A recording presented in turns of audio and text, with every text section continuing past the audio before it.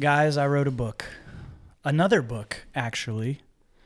My first book was Finding God's Life for My Will, about laying down your plans and submitting them to what God has. But when I would tell people the name of that book, oftentimes they would say, oh, that's clever. This next book is called Grace in the Gray, A More Loving Way to Disagree. To my surprise, when I would tell people the name of the book, they would usually say, oh, I need that. Or, oh, I know someone who needs that. And usually I would say, if you know someone who needs that, then you need that. But I've invited my friend Rob to join me to discuss this book. And the reason I'm inviting Rob, well, is a couple reasons. One, we're great friends, best friends.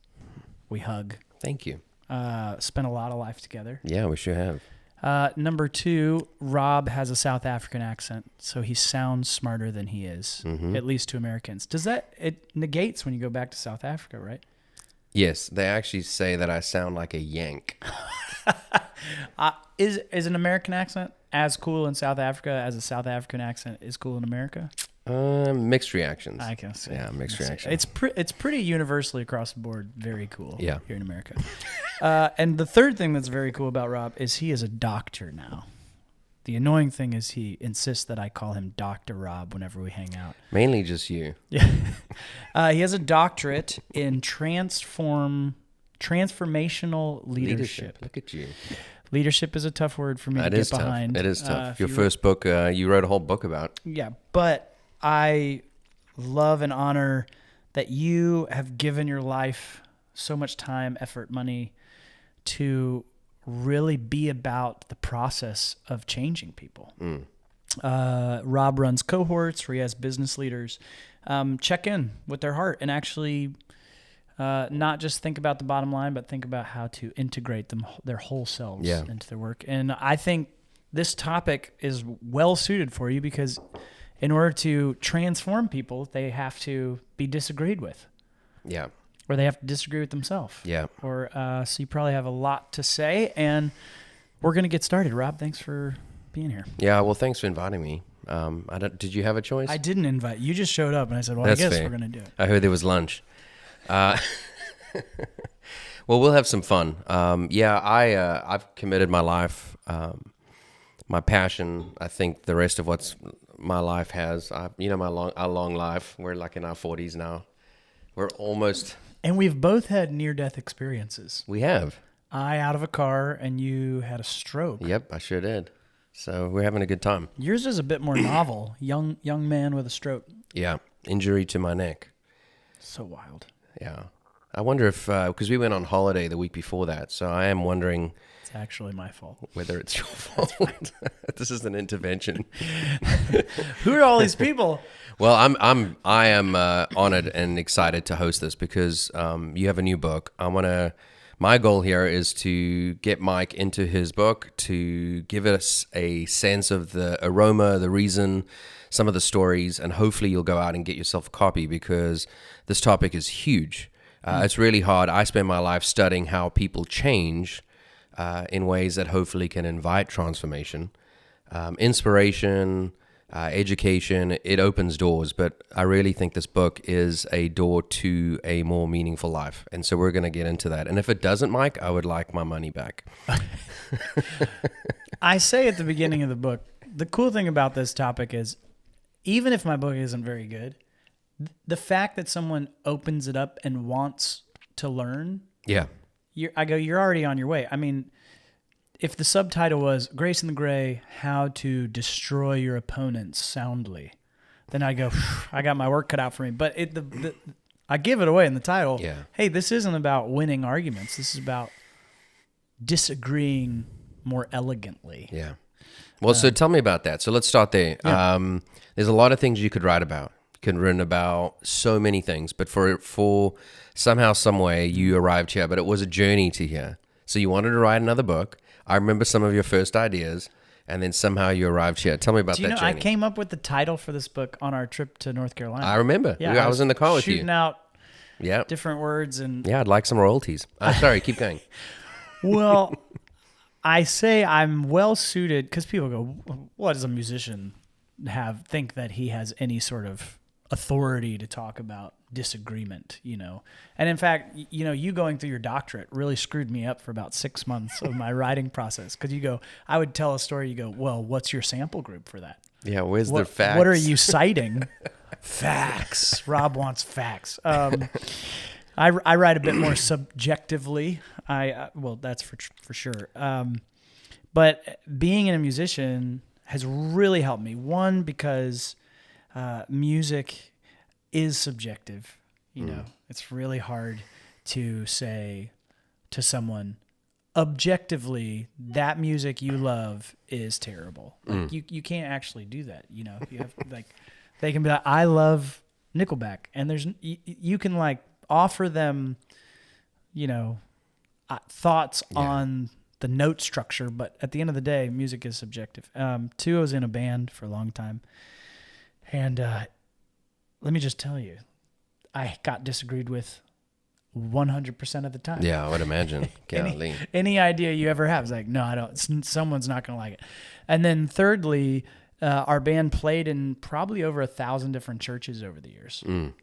So getting to play in just about every denomination that exists in America really helped me form some thoughts. And I kind of saw where people have really left essentials aside and they've really made these non-essential things essential.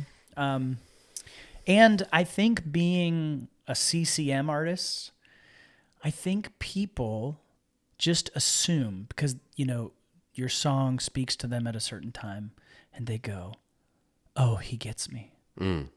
And what they confuse that for is, oh, he agrees with me. Interesting. Because when I post, like my sister is in a more of a mainstream band, and she posts an opinion on something and it's like pretty cordial.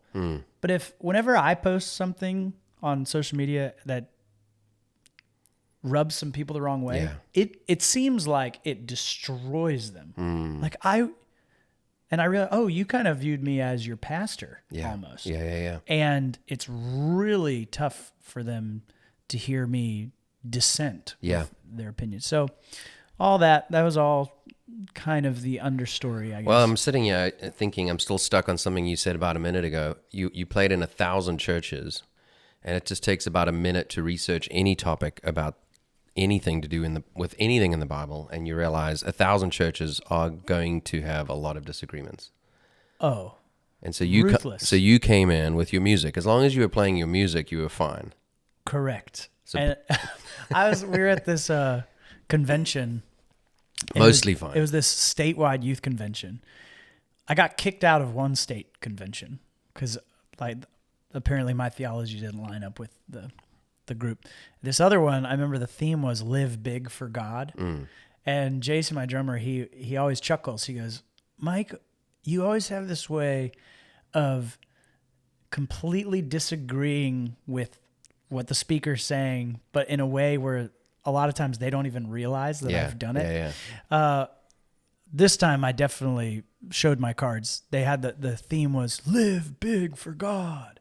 Live big for God. And that was the theme of the weekend. And they would actually get there was 2,000 kids there, and they'd get them to chant it at the beginning of each session. And I remember at the very last session, I got up and I'm in between songs, I'm strumming, and I'm like, I don't think you should live big for God. He was like, and I go, until you learn how to live because of God. So I've always had this desire to kind of like flip the thing to make sure you understand what it is you're saying. So lots of practice. So you start this out and you introduce your book, but the whole idea is, okay, how do we more lovingly disagree? And you bring your wife Kelly into it. And I love Kelly. You guys have been such close friends. And so I read that through the lens of having done life with you guys for forever. But tell me what that's like, because I know the two of you have never disagreed. Actually, one of the reasons I think I fell in love with my wife was because she just wouldn't give me the time of day at the beginning. And, it's always about that chase. And she's really stuck to that. We've been married almost 15 years, and she's still very much like, if I say anything that she doesn't agree with, she never hesitates to tell me. And So I suppose that's really at the beginning of me learning how to even write this book, because early on in our marriage, when she would disagree with me, I took it so personally. I mean, just devastated. Because in my youth, I thought that the health of a relationship was dependent upon the lack of dissent. The lack of conflict means that something's healthy. Well, you and I both know now, no. Disagreement is the sign you're actually in a relationship. Yeah. Because if your wife or all your friends always agree with you all the time, you're actually not in a relationship with anyone but yourself. Well, hold on. Stay on that point for a quick sec. Even though we're just getting started, disagreement is the sign that you're in the relationship still. How cool is that? It's a sign that a relationship is even happening. Like, if I'm praying to God and he never disagrees with me, then I can be assured that I'm not really praying to God. Yeah, you're not praying to God. Praying to myself. Yeah, that's so amazing, because I sit there and think, if you are disagreeing, if you are in conflict, at least you're in the ring. Right. And if you're in the ring, well, that sounds actually pretty terrifying, but let's make it more optimistic. You're in the community, you're in the relationship. It's actually flattering. Like, I mean, we'll get later into it where it's online, it's been a little bit terrible because people don't have to actually be in a relationship with you, and it's less about disagreeing and more just hurling insults or hurling disagreements, not sharing disagreements, but we'll get to that. I was going to say, I think some of the people listening are probably going to go, where is that biblically? Like, we're called to unity. Is that how they speak? Yeah, sorry. And this is a whole point we need to come back to about not characterizing people when you present their argument, which I just did. But you have a theater major, so you've got to do something. You got to find that character. You can't help it. But one of the things that really jumped out to me, my pastor friend Chuck was kind of pointing out to me, was in Ephesians 4, I believe. I'm looking it up right now. I don't have like a little person who looks stuff up while I'm talking. Oh, yes. So this is so fascinating because you go, that's not biblical. We're supposed to be unified. And unity means we all agree on the same things. But listen to this. In Ephesians 4, it says, and he's talking about the church. He gave the apostles, the prophets, the evangelists, the shepherds, and teachers. Okay, those 5. What for? To equip the saints for the work of ministry, for building up the body of Christ until we all attain to the unity of the faith and of the knowledge of the Son of God, to mature manhood, to the measure of the stature of the fullness of Christ, so that we may no longer be children tossed to and fro by the waves, carried out by all these different doctrines. Okay, so the point is, let me get this straight. God gave apostles, prophets, teachers, shepherds, and evangelists to be part of the church, to equip the saints to attain unity. I don't know about you, but almost every church I've ever been in never has all 5 of those people. No, definitely not. They have maybe 2. I've been to a lot of like apostolic prophetic churches. Yeah. And I've been to a lot of teacher shepherd churches. Yeah. And I've been to a lot of evangelism churches. But think about what Paul's saying there. He's saying, do you want real unity? Not false peace. Yeah. Not a stalemate. Real unity, you need these 5 different types of people who are all focused on different things. Like that, to me, is a recipe for disagreement. And I've often said, because Proverbs says this over and over and over, and this was really one of the catalysts to writing the book. It says, a wise man loves rebuke. Okay? That's one of the most problematic, annoying verses, and it's over and over and over in Proverbs. You want to know if you're wise? You love being told you're wrong. But foolish man, what? He hates it. Yeah. And I go, you want to know if your church is healthy? How well do they welcome dissent? Yeah. And I get it, because a lot of leaders, they're getting it all the time, and they're getting it about stupid stuff like the color of the carpet and how loud the music is and all that. I mean, those things actually do matter, but I think a lot of leaders, they get worn out, exhausted by just the constant feedback. So they start shutting it down. And the healthiest churches I've ever been in, it always feels like the people who are running the show are just really open to feedback. Well, you brought up a scripture with 5 roles or 5 expressions of how we are, and then I think your evaluation is, at least my experience in America, maybe across the world in my limited experience, a couple people find their favorites. It's the teacher. Oh my gosh, we're all about the teacher. It's Right. the pastor. We're all about the pastor. We're all about the prophetic. We're all about whatever it is. And there it is going, how do we bring these 5 gifts together in such a way that there is a community amongst them? So And when people start doing that, it gets real messy real quick. it sounds like it. And they believe the old lie, this conflict means Yeah. there's something wrong. Yeah. Being in a band with my drummer, Jason, is the best thing, besides being in a relationship with my wife, was one of the best things to teach me you need someone who sees things totally different from you to be in on the decision making. And it would just drive me crazy because he would never just agree with me, ever. Yeah. And yet he's still one of my best friends. Yeah. Well, so let's get why Grace in the Gray. Like personally, why? So I know we've already started to tease it out, but for you, like you could have written about anything. Why this topic? So one of my first Thanksgivings with my wife, she comes to my family. One of the first times she came to my family's house. No, it was Christmas. So it was like the first 5 years of our marriage, we always went to my wife's house at Christmas time. And then finally I went, hey, I kind of want to go to see my family one Christmas. And she goes, oh, really? I go, yeah. And why didn't you tell me? And you speak like that too. I can characterize myself. But isn't it funny how difficult a time we have with saying what we want? Yeah. Or even knowing what it is we Well, want? and especially in a family system.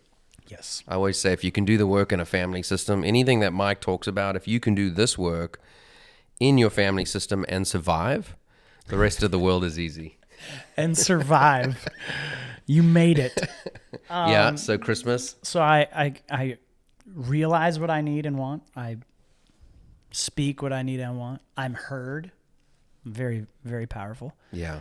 And you said that the other day. The key to disagreement is one, Can I find the words? can I find the words to express what I'm feeling? Can I say them out loud? Can I say them out loud? And can I know that I was heard? Which really caveat is, can I know that you're not going to instantly give me feedback? Yeah. I'm not looking for feedback. I actually want to be heard. I wish I could tell you where that came from. It is some kind of novel, and I'll find the person and I'll attribute them the glory. Perfect. But those 3 things are such a gift. So my wife gave me all 3 of those. Hey, and she goes, oh yeah, I'll come to Christmas with you. And we get there, and the first day in, I find her sobbing up in her room. I go, what's going on? She goes, why are you guys all so mad at each other? And I went, who's angry? Who's mad? And realize very quickly, it's like a frog in a boiling pot of water, or the water's getting hotter and you don't realize it. My family just loves to correct. My mom is a grammar police. She will change your grammar faster than anyone. And we're just really robust. We're all opinionated.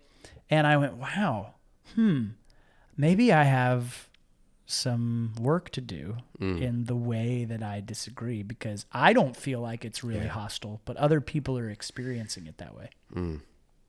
And so therefore, I'm going to go on this journey. It sounds like you've been on it. I mean, friends who knew me in high school would laugh out loud if they heard that I wrote this book. If they don't know me from then to now. What would they say about you then in some ways? Like, why don't you tell on yourself? Like, man, Mike, he has to be right. Here's the biggest thing I've struggled with, and getting married really pointed this out to me, was when I got told I was wrong or I got disagreed with, if I couldn't get the person to agree with me, because that was my first goal, was just like, no, they're wrong. I'll get them to agree with me, and then the world can go back to the way it's supposed to be. So you're not really in a relationship. You're in a debate, and really you're going to win it. Correct. If I couldn't get them to agree with me, I would always get either very defensive or very defeated. Does that make sense? Yeah. Defensive or defeated. And I would oscillate between those two extremes. So what does defensive look like? So defensive is I'm feeling like by them disagreeing with me, they're saying that I'm wrong. Mm-hmm. And I guess defeated is the same way. Defensive, though, goes, I'm going to show you how not wrong I am. Yeah. I'm not wrong. I'm right. And I need to be right. Why, Mike? Well, because I need to prove X, Y, Z, whatever it is. So let's go a little further and go into a session here together, you and I. Let's get it.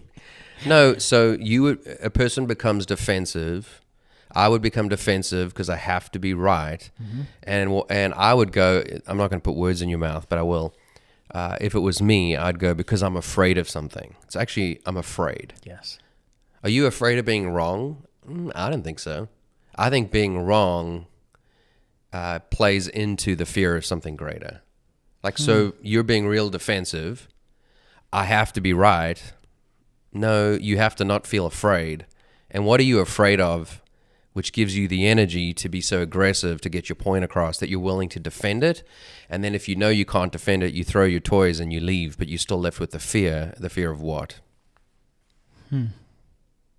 What's my fear? What would you be afraid of? What's all that energy for? When someone disagrees and they're just going, and you're starting to get into like an intensity that's being driven by something. What are they afraid of? What were you afraid of? Right. I know what I was afraid of. I think I was afraid of being found out that I wasn't really enough. Okay. I wasn't really as impressive as I was hoping I was coming across. And so take that further. Okay.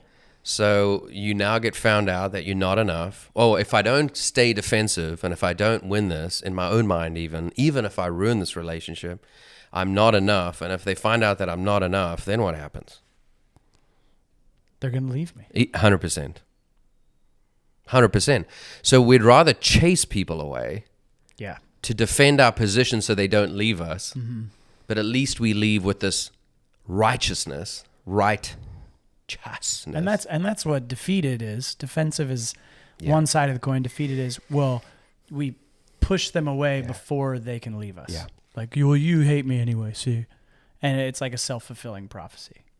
But what you got to there is, and we'll obviously unpack it. Your book does a beautiful job of unpacking this. But I think at the core of disagreement, the risk is if we don't figure out what you're telling us in this book, we're not going to receive the connection and community that we all desperately want and need. Because that's ultimately what it's about. And you said, there will be conflict. There will be a challenge between belief systems. But in the end, I want to live in a world that's not just like me. I want to belong to a community. And so if we're meant to be, we're going to have to learn how to do what you're talking about, disagree, and do it well. I'm on that journey. Come along with me. Yeah. So I'm going to read something here too. You said this in your introduction. I love it. You said this book is about learning the artful elegance of loving one another in the gray spaces. Yep. I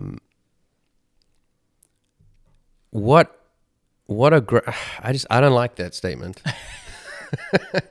I don't know if you're listening, but I'm like an in or out kind of guy. Right. I'm like a destination guy. Yeah. And you're calling, and you've always done this. You read novels, I read nonfiction. Yes. So what are you going to say to guys like me, right, who don't like the gray spaces? Help me. So, I mean, the first time I posted the title of the book, several people were like, "There's no such thing as gray spaces." What? My people. What? Yeah, I'm a 4 on the Enneagram. I'm like, what isn't gray? Yeah. What isn't a mystery? Yeah.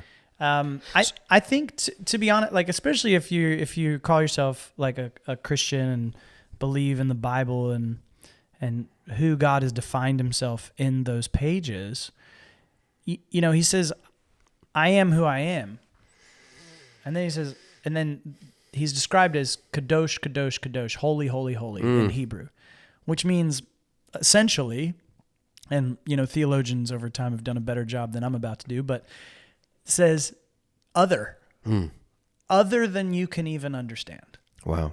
Like at the heart of, in A.W. Tozer's book, The Knowledge of the Holy, he says God's first attribute is his holiness, which means his first attribute is that he's ultimately unknowable. But there's all these other attributes that we can know. So you can start learning and knowing who he is. But at the end of the day, don't forget, he's more than and other than you can get your head around. So for someone who says, yeah, I believe in that, and then to say there's no gray, I go, that gray is essential to even stepping into the ring with God. Yeah. That should come as no surprise.